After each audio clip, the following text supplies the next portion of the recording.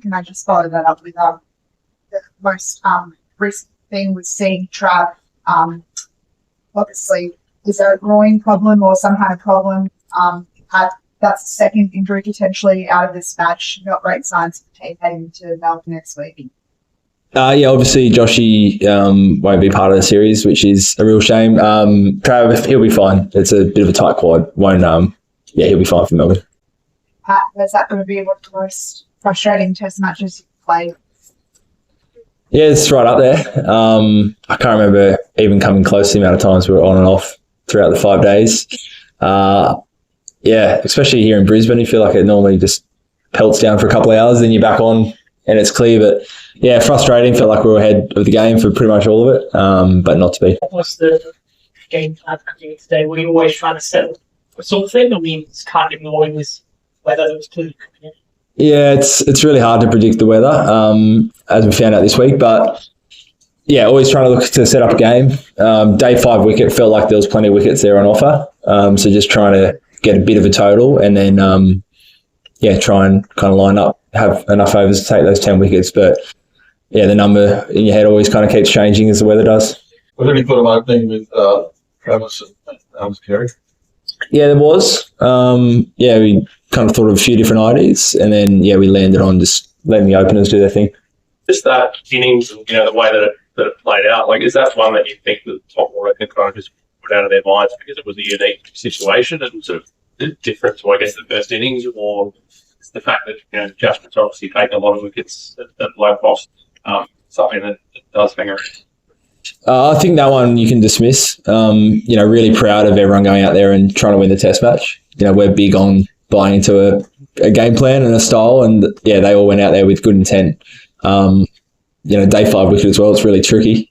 So they're right up against it. But today I wasn't looking too much. I was more about trying to get ourselves to a number rather than trying to preserve wickets. And just in terms of the Josh situation, I mean, clearly they're sort of two separate injuries, but it's got to be very frustrating for him and I guess difficult for you as a team collective when you obviously rated very highly as a bowler, but you needed a bit.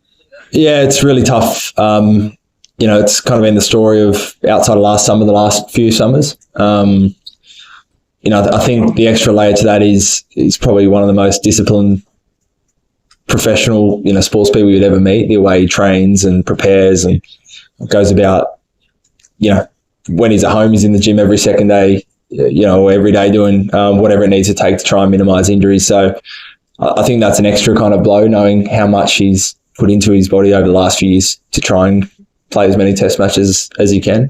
It's one of those ones, you can't really predict, but we value him. Unfortunately, he'll miss this series. Don't know when exactly he'll be right to go again, but again, even in the little snippets you've seen this series, how much we rate him, how much of an impact he can have. In fact, Ravichandran Ashwin has just announced his retirement in the middle of the series. What do you make of this decision from him, and how do you assess Ashwin's contribution to generally? A bit of a surprise. He's obviously been a fantastic player, all around the world, really. There aren't too many finger spinners that have that kind of longevity. So, he'll go down as one of the all-time greats. Always a fantastic competitor. I had a lot of battles, against him over the years, here in Australia as well, over in India. Just a massive respect from our change room to the career that he's had. At the way this match was evolved, and we saw Australia leading in almost every day. Last day, as there was a partnership.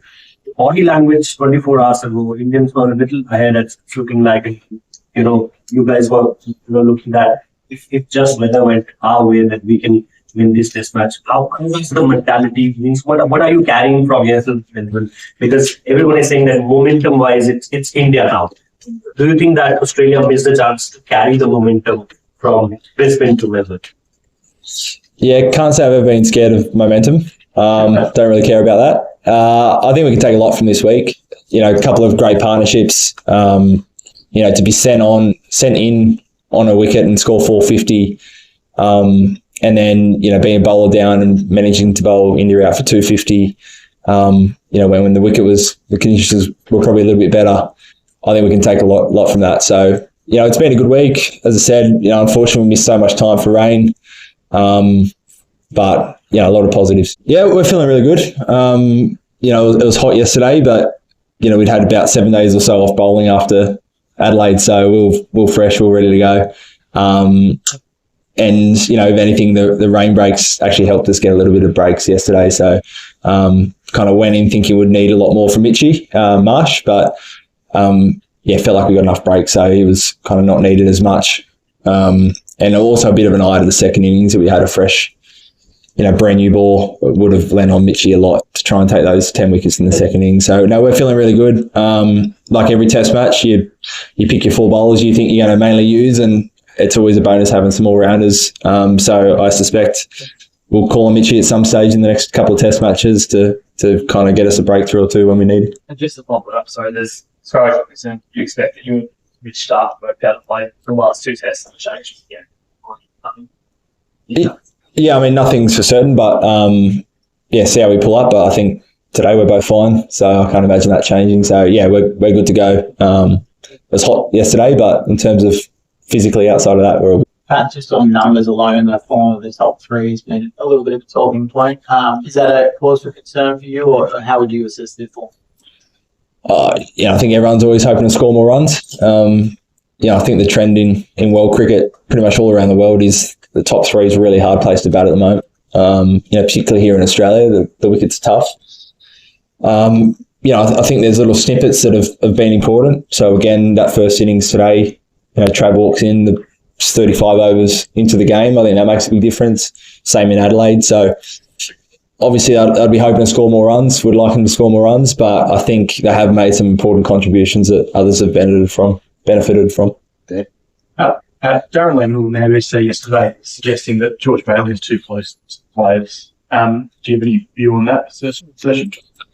Yeah, I do. I don't know how that could be true. I think there's so much more to picking a side than just looking at kind of the internet. So I think going on with really strong philosophies, working with players, of course the most important thing is you do stay objective, and I think the selection panel are amazing at that. They've made some really bold calls over the last couple of years in all formats, probably bolder than I'd seen other selectors make over the previous years. So they've never been shied away from a tough decision. I think what George brings to the role is amazing, and I think you'd hear that from the guys in the side, but you'd also hear it from state guys and everyone outside as well. Look, I think you always hope that if you're walking 35 overs, you've got more runs on the board, whatever it is. But as I said, the trend is, it seems like that 5, 6, 7 is sometimes where a lot of the bulk of the runs are scored in Test cricket all around the world. I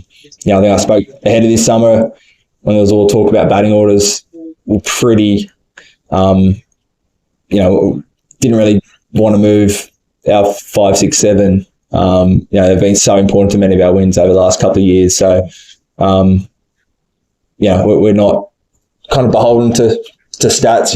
We know there are certain roles, there are easier times to bat, harder times to bat, just like bowlers. So you're kind of always looking at the best 7 batters who you think are going to function as a unit and place them as best as you can. Does that make sense? It's really key how that looks when he's holding up to you to speak to him about that.